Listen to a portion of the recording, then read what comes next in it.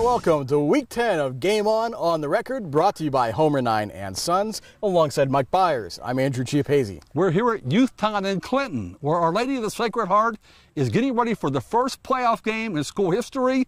Last year, the Chargers were 0-9. They're 7-2 this year. And on Friday, they play Imani Christian. Later in the show, we'll speak to two-way lineman Weston Roberts. You know, Mike, I want to start off with something that you have referenced a couple times on this show. Back when we covered Rochester against Olsh, and earlier this week on Beat the Experts. You were out at Olsh's training camp and observed this team under first-year head coach Dan Bradley and said, this was not a team that's going to go 0-9 this year. This is a playoff team. And I know the Chargers had a few kids transfer in, including receiver Marcus Jenkins, who leads the team in receptions, and quarterback Tyler Bradley, who's been outstanding as a sophomore. But they also have a bunch of seniors who have grown up and participated in multiple years of this program. I'm curious to see what you think. How much of this is Dan Bradley and some of those newcomers helping this team out, and how much of it is just this maturation and growth of a team that maybe just needed a little bit of a boost? AJ, I think it's all the above. First of all, you cannot deny the fact that Dan Bradley and his staff, they're a bunch of good coaches. Okay, they're very organized, and you can just see the way they run practices here. That was August 10th when I was here that day at training camp, and I knew that day this team had potential. Okay, number two, as you mentioned, the transfers. A lot of good players. Tyler Bradley, Marcus Jenkins, a receiver to play at Quaker Valley. He's having a great year. But also those seniors who've been here for the last 3 years have gone through losing football, non-playoffs, 0-9 last year. I think they're just anxious to get some victories under their belt. They did this year. They went from 0 wins last year to 7 right now, and they get a chance to win number 8 Friday against Imani Christian. I'll tell you what, clearly the offense is the most impressive part of this team when you take a look at it. Tyler Bradley, for a sophomore, has been outstanding. 6 games with this team of scoring over 40 points, 2 games where they've scored 60-plus points. That's impressive, even in Class A football. The question for Friday night is going to be, can they stop Imani Christian? Imani Christian has Kenny Robinson, a West Virginia commit. He's going to play defense for West Virginia, but he is a dynamic player on offense. He's coming off a game where he threw for over 400 yards. It's really going to be a challenge for this Chargers defense to try and step up and contain Kenny Robinson so that they can let their offense do what they do on Friday night. Hey, Joe, you're right about that. And I think Olsh's defense has played fairly well this year. But you know something? Sometimes the best defense is a good offense. And Olsh has the kind of offense that can control the football. Like you said, they throw the ball very well. They run the ball very well. I think they're a very good football team. And you know what? If they get by Imani Christian, as I think they're going to, they would play Rochester in the second round. And if by chance they would get past Rochester, they would play Jeanette in the semifinals.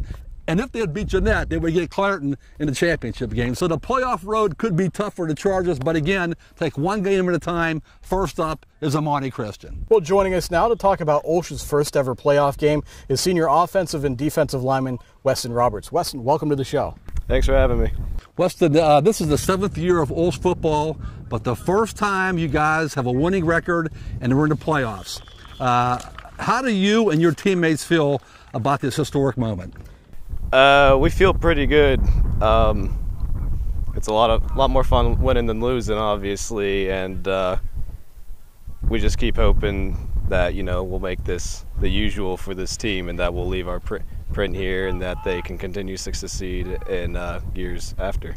I know you guys had some higher expectations going into this year, that last year was certainly going to be abnormal. As you just mentioned, the fact that winning is now going to become a routine here. When did you start to really feel that this team was coming together like you had hoped, like you had envisioned? What point did you really start to see this team come together? It's really hard to say, honestly. There was a really gradual change of mindset. Like immediately after we went winless last season, all of the seniors just instantly were like, okay, we got to make sure everyone that's going to commit to this team is at lifting. And so that was the first step, was getting them actually there.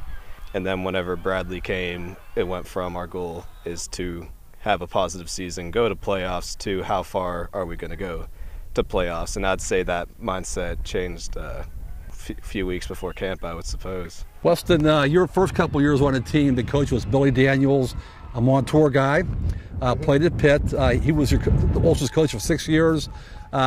He did a great job of getting this program started, continuing it. But Dan Bradley is here this year. Just your thoughts on the job that Dan Bradley has done and his staff coaching this football team. Coach Bradley and his staff have done a really good job of like just trying to wash last season under the carpet, like shove it under the carpet. But they really try to make sure that we don't get our heads down and that we keep our heads up and look forward. For you guys to come this far and to go through all that you guys have gone to,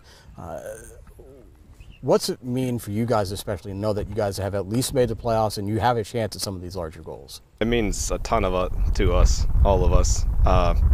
I mean, when I was a freshman, we had 6 kids in my class.